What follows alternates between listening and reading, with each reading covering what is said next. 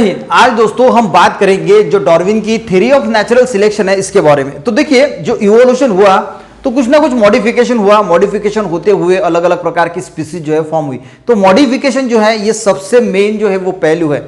अगर मैं बात करूं दोस्तों, आज से 15 साल पहले तो सभी लोगों के पास, आपको ने एक ऑब्जर्व किया होगा कि नोकिया का हैंडसेट होता था, पर नोकिया कंपनी ने अपने आप में कुछ मॉडिफिकेशन नहीं किए और तभी सैमसंग आई और सैमसंग ने एक मॉडिफिकेशन के साथ जो है वो नए फीचर्स, नया फोन जो है लॉन्च किया।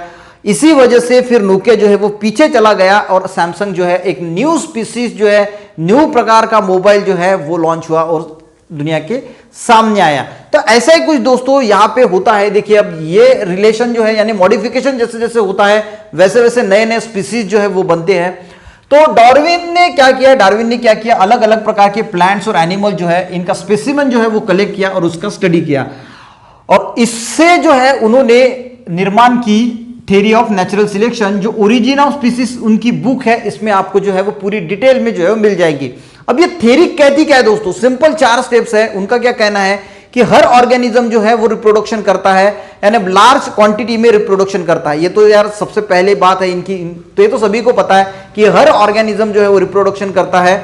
तो यहाँ पे उन्होंने एक वर्ड लिखा है आपके बुक में, प्रोलिफिकली यानी होता है लार्ज क्वांटिटी में रिप्रोडक्शन करता है। हो गया रिप्रोडक्शन, हो गया बहुत सारे ऑर्गेनिजम्स ने जो है बच्चे पैदा जो है वो करते हैं। ठीक है, ये होगा सबसे उनका पहला पॉइंट।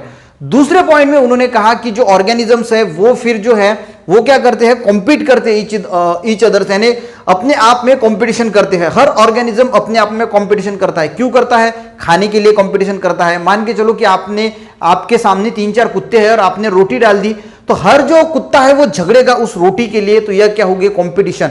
अब उस कंपटीशन में कोई एक जीतेगा तो वो सस्टेन करेगा। अब वो जैसे जैसे दोस्तों सस्टेन करेगा तो उसमें कुछ ना कुछ मॉडिफिकेशन होगा। मॉडिफिकेशन यानी देखिए कि वो कुछ ना कुछ थोड़ा सा अलग उन कुत्तों से होगा, ताकतवर होगा। तो वो जो मॉडिफिकेशन हम डिटेल में देखेंगे कि किस प्रकार के मॉडिफिकेशन होते हैं और वो मॉडिफिकेशन जो है वो उसमें बनते हैं।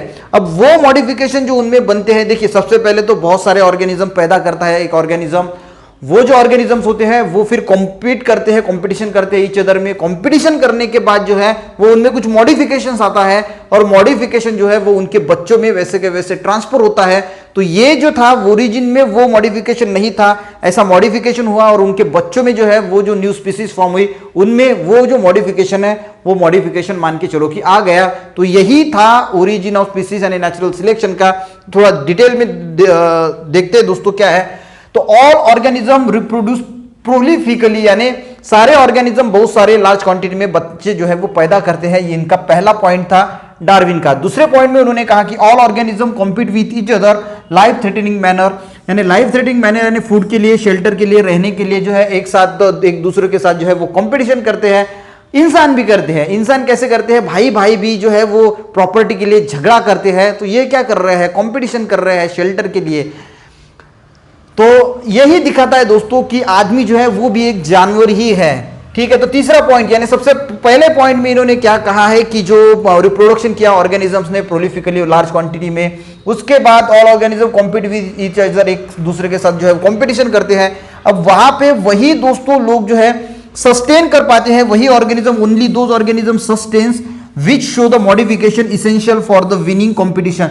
तो कंपटीशन जीतने के लिए जिनके पास कुछ मॉडिफिकेशन है वही ऑर्गेनिज्म जो है वो सस्टेन करते हैं, यानी वहां पे रहते हैं। बाकी जो है वो फिर हम कह सकते हैं कि मर जाते हैं। देखिए, एक पेड़ है, उस पेड़ पे 2 इंसेक्ट रहते हैं, 2 टाइप्स के इंसेक्ट रहते हैं, एक है हरे कलर के और एक है लाल कलर के। अब कोई अगर बर्ड वहां पे आता है तो वो क्या करेगा, देखेगा कि यार उसको हरे जो कलर के इंसेक्ट है ना वो जल्दी दिखाई नहीं देंगे, क्योंकि उनका एक मॉडिफिकेशन, उन्होंने कलर का मॉडिफिकेशन कर लिया है और हरा कलर खुद को कर लिया, तो ये हो गया मॉडिफिकेशन। अब दूसरा जो इंसेक्ट है उसका लाल कलर है, मान के चलो तो कौवा है, चिमनी है, कोई भी एक बर्ड्स है, तो उसको लाल कलर का बर्ड जो है वो दिखाई देगा तो वो उस बर्ड को यानी खा डालेगा। पर जो हरे कलर के इंसेक्ट है वो बचे रहेंगे। यानी वो क्यों बचे रहे, क्योंकि उन्होंने कुछ ना कुछ मॉडिफिकेशन जो है वो किया। तो only those organism sustains which show modification essential for winning competition. तो जो मॉडिफिकेशन दिखाएंगे वही इस कॉम्पिटिशन की रेस में जो है वो जीत सकेंगे और इस पृथ्वी पे सस्टेन कर पाएंगे। जिंदा रह पाएंगे। और उसके बाद सस्टेनिंग एंड सिलेक्टेड ऑर्गेनिज्म, जो यहाँ पे सस्टेन करेंगे और जो सिलेक्टेड ऑर्गेनिजम्स है कैन परफॉर्म एंड रिप्रोडक्शन, तो वही फिर आगे जो है वो रिप्रोडक्शन करेंगे और जो रिप्रोडक्शन उनके साथ होगा and therefore give new species. तो अब जो न्यू स्पीसीज आएगी उसके पास भी ओन स्पेसिफिक कैरेक्टर होंगे, यानी जो मॉडिफिकेशन इस ऑर्गेनिजम्स में हुआ है वही मॉडिफिकेशन फिर उनके बच्चों में भी नए स्पीसीज में आएगा। तो देखिए सबसे पहले जो ऑर्गेनिज्म था उन्होंने जो रिप्रोडक्शन किया था और जो ऑर्गेनिज्म बाद में जो रिप्रोडक्शन के बाद ऑर्गेनिजम्स आए थे उनमें कुछ ना कुछ जरूर मॉडिफिकेशन हुआ होगा और वही मॉडिफिकेशन फिर न्यू स्पीसीज में आया होगा जो पुराने वाली स्पीसीज में नहीं होगा। और इस तरह जो है वो हर स्पीसीज में कुछ ना कुछ मॉडिफिकेशन जो है वो हुआ और इवोल्यूशन का जन्म हुआ, ऐसे कहना है हमारे डार्विन साहब का। तो Darwin theory of natural selection यही है। अब कुछ लोगों ने जो है वो उस पर ऑब्जेक्शन लिया, तो ऑब्जेक्शन भी हम देख लेते हैं क्या है। तो natural selection is not the only factor responsible for evolution. तो लोगों ने कहा कि यार देखिए यही एक फैक्टर नहीं है, यानी नेचुरल सिलेक्शन इन्होंने जो कहा यही एक जो फैक्टर नहीं है, रिस्पॉन्सिबल नहीं है इवोल्यूशन के लिए, यानी इसके ही वजह से इवोल्यूशन नहीं हुआ, यही एक चीज नहीं है कि जिसकी वजह से इवोल्यूशन हुआ। तो म्यूटेशन भी है, यानी कुछ ना कुछ sudden heritable changes in the genetic material में कुछ चेंजेस हुए, उसके वजह से भी इवोल्यूशन हुआ, ये एकमात्र कारण नहीं है इवोल्यूशन का, ऐसे कुछ लोगों ने ऑब्जेक्शन लिया। दूसरा ऑब्जेक्शन लिया कि not mention about useful and useless modification. तो कौन से यूजफुल मॉडिफिकेशन है और कौन से यूजलेस मॉडिफिकेशन है, ये भी इनकी थ्योरी जो है वो एक्सप्लेन नहीं कर पाई, जो थ्योरी ऑफ नेचुरल सिलेक्शन है। और तीसरा एक ऑब्जेक्शन था no explanation about slow changes and abrupt changes. Abrupt changes यानी होता है दोस्तों फास्ट चेंजेस। देखिए कुछ स्पीसीज में जो इवोल्यूशन होता है, चेंज होता है, मॉडिफिकेशन का चेंज होता है, वो बहुत फास्ट होता है और कुछ स्पीसीज में बहुत स्लो होता है। तो ये किस स्पीसीज में स्लो होता है और किस स्पीसीज में जो है वो क्यों फास्ट होता है, इसके बारे में कोई भी एक्सप्लेनेशन डार्विन ने नहीं दिया है अपनी नेचुरल सिलेक्शन में।